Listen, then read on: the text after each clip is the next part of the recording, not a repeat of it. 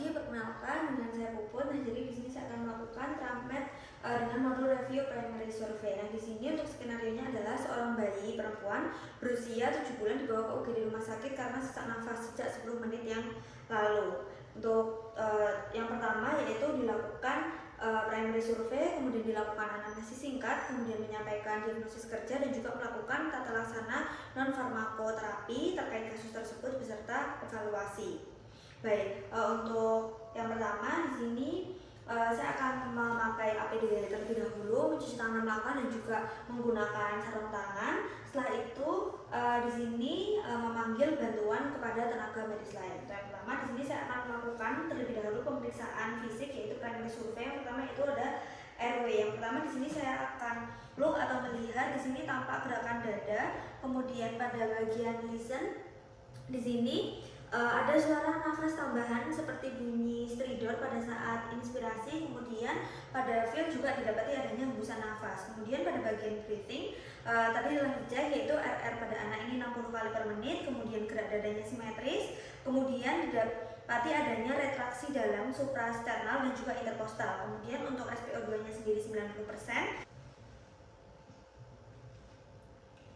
Baik, selanjutnya didapati adanya suara nafas vesikuler yang menurun di hemotoraks kanan, kemudian didapati adanya wheezing unilateral di hemotoraks kanan. Selanjutnya pada mengecek yaitu C circulation, di sini didapati heart rate-nya itu adalah 130 kali per menit, kemudian tidak didapati adanya cyanosis pada anak. Kemudian untuk disability-nya tampak compos mentis, gelisah dan juga rewel. Kemudian exposure, anak-anak itu tersedak setelah menelan mani-mani singkat. Berdasarkan anamnesis yang didapat tadi, didapati adanya anak itu menelan mani-mani.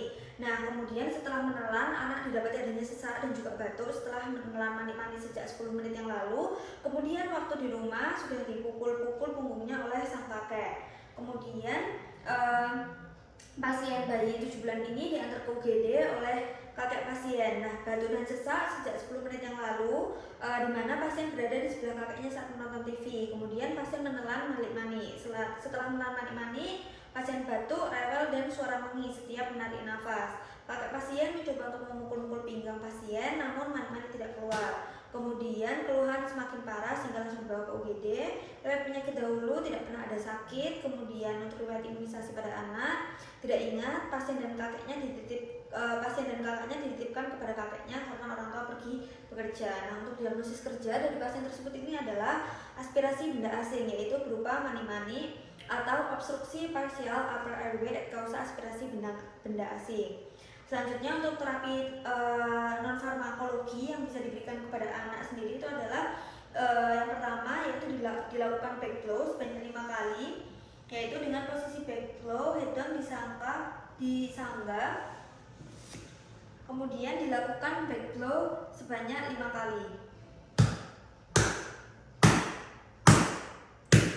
Jika setelah dilakukan backflow selama 5 kali mani-mani belum keluar, maka pada anak-anak bisa dilakukan chest thrust sebanyak 5 kali sampai dengan mani-mani keluar. Baik, setelah mani-mani keluar maka dilakukan primary survey ulang. Untuk yang pertama dilihat mani-maninya sudah keluar, jadi RW-nya sudah bebas, kemudian breathing-nya RR-nya 50 kali per menit, gerak dada simetris, retraksi berkurang, kemudian suara nafas vesikuler menurun dan wheezing di hemotoraks kanan hilang.